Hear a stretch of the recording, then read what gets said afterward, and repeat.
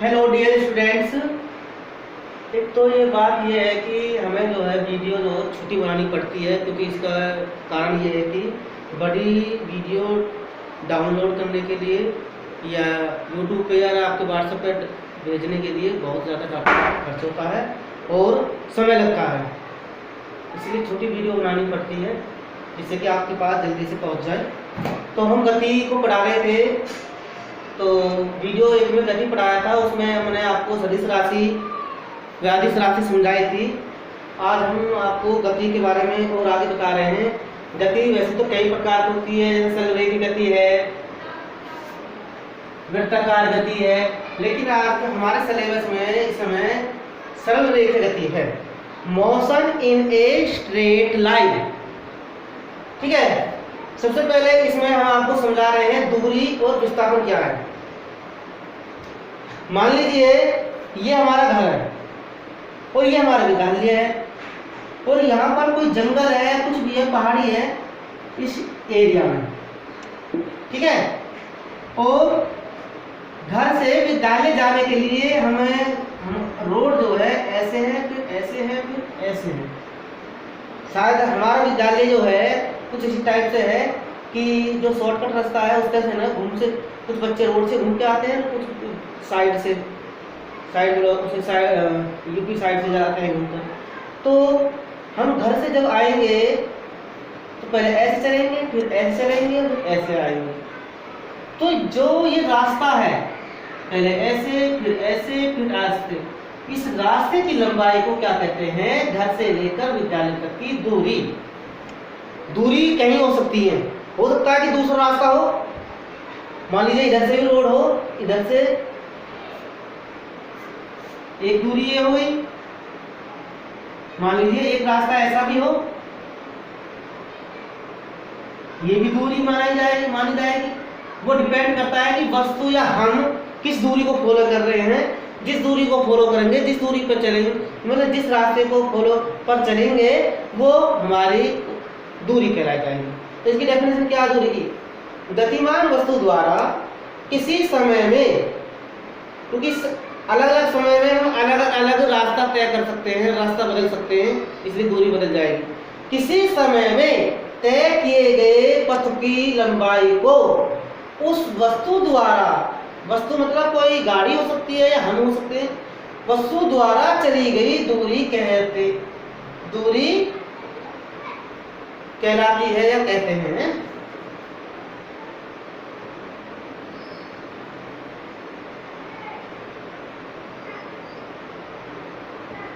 ठीक है, एक बार फिर समझ लो। गतिमान वस्तु द्वारा किसी समय में तय किए गए पथ माने रास्ता की लंबाई को उस वस्तु द्वारा चली गई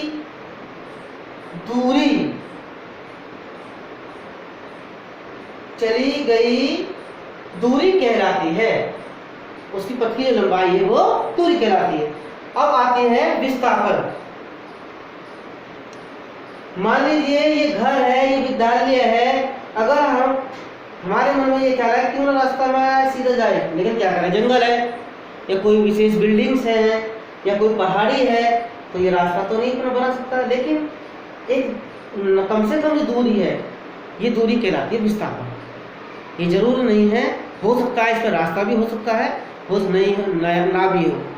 ठीक है ना, तो विस्थापन दूरी बन सकता है। ठीक है ना, विस्थापन दूरी बन सकता है, लेकिन दूरी जरूर नहीं है विस्थापन बनना। तो ये हो गया हमारा विस्थापन। परिभाषा क्या है?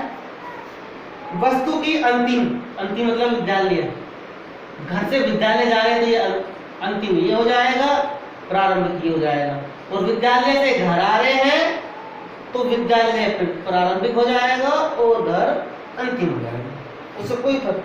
वस्तु की अंतिम तथा प्रारंभिक स्थितियों के बीच के अंतर को, या बीच की अंतर की जो लंबाई है, अंतर को वस्तु का विस्थापन कहते हैं, ये वाला। और यदि हम इसमें देखें तो ए से बी की तरफ को बिल्कुल रेखा खींच दो, सीधी रेखा, तो तुमको दिखाई देगी होगी अगर बिल्कुल इसकी जो तीर की दिशा बिल्कुल ऐसे विद्यालय की तरफ जाएगी तो ठीक है, लेकिन थोड़ा अगर तिरछा कर देंगे तो विद्यालय में जाएगी। अर्थात ये है कि ये जो विस्थापन है एक सदिश राशि है। दिख रहा है तीर बिल्कुल सीधी दिशा में, विद्यालय की दिशा में है, घर से विद्यालय की दिशा में जो दूरी है बिल्कुल, चाहे उसमें रास्ता हो ना हो, वो विस्थापन कहलाती है। ओके,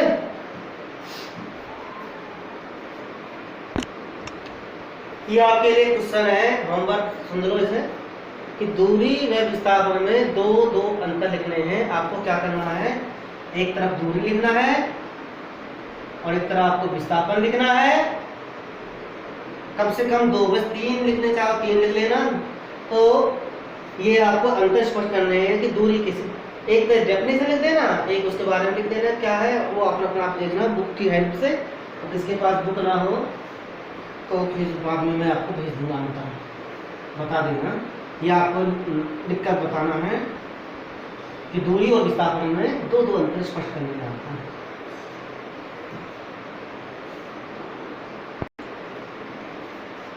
दूसरा पॉइंट है, हमने दूरी समझा दिया, विस्थापन समझा दिया, अब है चाल।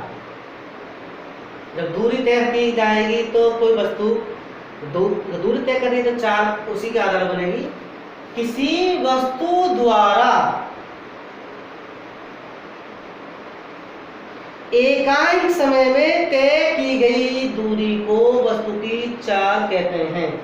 अभी आपको समझ में आ रहा होगा कि एकांक समय, ये मेन चीज ये है, मतलब दूरी को ही कहते हैं चाल, लेकिन एकांक समय में। मान लीजिए कि 5 सेकंड में आपने 50 मीटर दूरी चली, तो ये तो आप 5 सेकंड में चले 50 मीटर, तो एक में कितने चले, तो एक में चलने के लिए भाग करनी पड़ेगी, दूरी को समय से भाग कर दो, तो जो मान आएगा 1 सेकंड में तो वो चाल बन जाएगी। मतलब 1 सेकंड में या 1 घंटा में या 1 मिनट में जो चाल चली जाएगी वो जो दूरी चली जाएगी वो चाल कहलाती है। बात एक ही है कि किसी वस्तु द्वारा एकांक समय में तय की गई दूरी को वस्तु की चाल कहते हैं। अब एकांक क्या है, मीटर। अगर आपका समय सेकंड में है तो 1 सेकंड हो जाएगा, समय मिनट में है तो 1 मिनट हो जाएगा, और आपका घंटा है तो 1 घंटा हो जाएगा। ठीक है ना। फिलहाल ये सामान्य रूप से तो मात्रक क्या लिखा जाता है, चाल का मात्रक दूरी को मीटर में मान लिया है और समय सेकंड में मान लिया, तो मीटर बटे सेकंड इसका मात्रक है चाल का।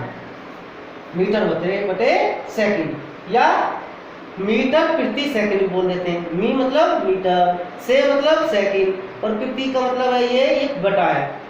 या दूसरा तरीका है कि सेकंड ऊपर जाएगा माइनस एक घात एक मान हो गए ना, ऊपर जाके माइनस हो जाती है, ऐसे भी लिख देते हैं इसे, मीटर इंटू सेकंड घात -1, मीटर इंटू सेकंड। ये भी इसी के मात्रक की बात ही है। एक मात्रक हो गया, 2 मात्रक, 3, किसी कुछ भी ले सकते हैं। एक बार फिर समझ लो कि वस्तु द्वारा जो दूरी चलती है चाल कहलाती है। वो दूरी लेकिन एक समय में, एकांक समय में होनी चाहिए।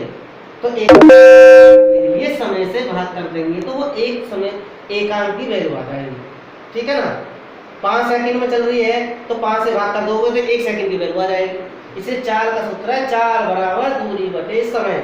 इसको नोट कर लेना, चाल का सूत्र कि एकांक समय में चली गई दूरी चाल कहलाती है।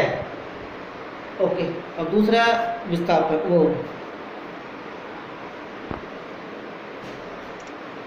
नेक्स्ट है वेग। जैसे हमने आपको पहले पढ़ाया था दूरी और विस्थापन। वस्तु द्वारा एकांक समय में तय की गई दूरी को चाल कहते हैं, और वस्तु द्वारा एकांक समय में जो विस्थापन होगा वो वेग कहलाता है। दोनों एक ही तरह हैं। विस्थापन के लिए तो वेग आता है और दूरी के लिए चाल आती है। तो वो भी परिभाषा है, बस क्या चाहिए है, विस्थापन। वस्तु द्वारा एकांक समय में हुआ विस्थापन वस्तु का वेग कहलाता है, वेलोसिटी, VELOCITY, वेलोसिटी वस्तु का वेग कहलाता है। तो इसकी परिभाषा भी उसी तरह ही, तो वहां पर दूरी था, यहाँ पे विस्थापन है। वेग बराबर विस्थापन बटे समयांतराल या समय। तो विस्थापन को भी किसमें नापते हैं, मीटर में ही नापते हैं, क्योंकि ये भी एक दूरी है त्रिका की और ये थोड़ी सीधी होती है, और ये भी समय सेकंड में नापते हैं।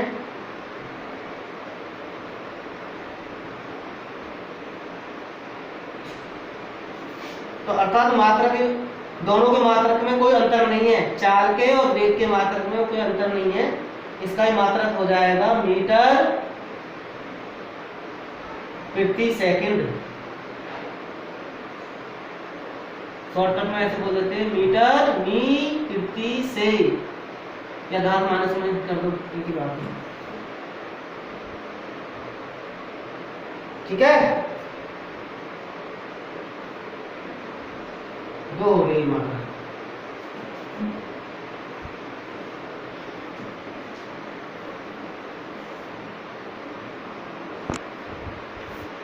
एक क्वेश्चन आपके लिए ये है कि चाल व वेग में अंतर स्पष्ट कीजिए।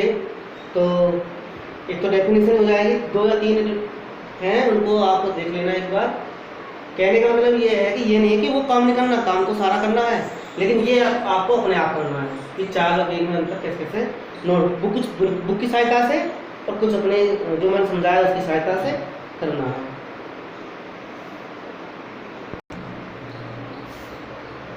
एक इस पॉइंट को और देख लीजिए, औसत चाल, एवरेज स्पीड, ये कैसे निकाली जाती है। मान लीजिए कोई एक वस्तु है, वो ए से और बी बिंदु पहुंचना चाहती है, मोटरसाइकिल पर जा रहा है कोई व्यक्ति, वो ए से बी बिंदु पर पहुंचना चाहता है। मान लीजिए इसमें कहीं उसको जगह वो स्टे करता है, रुकता है, या अपनी चाल को कम या ज़्यादा करता है। तो यहाँ जब वो ए से एम तक जाता है तो वो 2 घंटे में 5 किलोमीटर चलता है। कितना? 2 घंटे में 5 किलोमीटर। फिर M1 से M2 तक, M1 से M2 तक 3 घंटे में वो 7 किलोमीटर चलता है। फिर M2 से M3 तक, मान लीजिए एक बिंदु है कोई, ये 4 घंटे में 10 किलोमीटर चलता है। फिर उसके बाद लास्ट में वो बी बिंदु पहुंच जाता है, 3 किलोमीटर बच रही थी वो, और 1 घंटा में तय कर लेता है। तो अलग अलग यहाँ पर हम चाल कैसे निकालें कि वस्तु की चाल क्या थी, तो हम इसे अलग अलग निकालेंगे तो गलत हो जाएगा। तो ऐसी कंडीशन में हम कैसे निकालते हैं, औसत चाल निकालते हैं, क्योंकि उसने अपनी चाल निश्चित नहीं रखी थी, वो कम ज़्यादा करता रहा था। औसत चाल कैसे निकालेंगे, औसत चाल, तो ऐसी कंडीशन में कुल दूरी, कुल चली गई दूरी बटे कुल समय, कुल समय जो लगा है, तो कितना हो जाएगा, कुल दूरी कितनी है, 5 किलोमीटर है, प्लस 7 किलोमीटर है, प्लस 10 किलोमीटर है, प्लस 3 किलोमीटर है, 1 2 3 4, इन सबको जोड़ लो, बटा कुल समय कितना है, 2 प्लस 3 प्लस 4 प्लस 1, ये हो गया किलोमीटर। km का मतलब किलोमीटर, और 4 तो किमी लिख लो, किलोमीटर बटे में घंटा। तो ये आ जाएगा हमारा 7 5 12, 12 3 15 10 25, 25 बटे 3 2 5 4 9 10 किलोमीटर प्रति घंटा, या उसकी बात करेंगे तो 2.5 किलोमीटर प्रति घंटा। तो ये तो होगा इस टाइप का कि यदि औसत चाल निकालनी हो, तो एक औसत चाल या औसत वेग भी, चाल और वेग एक ही होती है यदि वस्तु सी एक ही रास्ता में चले। यदि कोई वस्तु सीधी रेखा में चलती है तो उसकी औसत चाल और वेग एक ही बात होती है, सेम होती है, क्योंकि वही विस्थापन होता है और वही दूरी बन जाती है अगर वो सीधी रेखा में चले। जैसे हमने बताया था, ये ए है, ये बी है, अगर वो ऐसे जाता है तो वो दूरी हो गई, और ऐसे जाता है तो विस्थापन। यदि वस्तु ऐसी सीधी चले तो वही दूरी है और वही विस्थापन है। तो सीधी रेखा में जो वस्तु गति करती है तो उसकी वही चाल होती है और वही उसका वेग होता है। और ये औसत चाल है, क्योंकि इसने अपनी गति को, मतलब चाल को कम ज़्यादा करा था। तो कब औसत चाल निकाल सकते हो ना।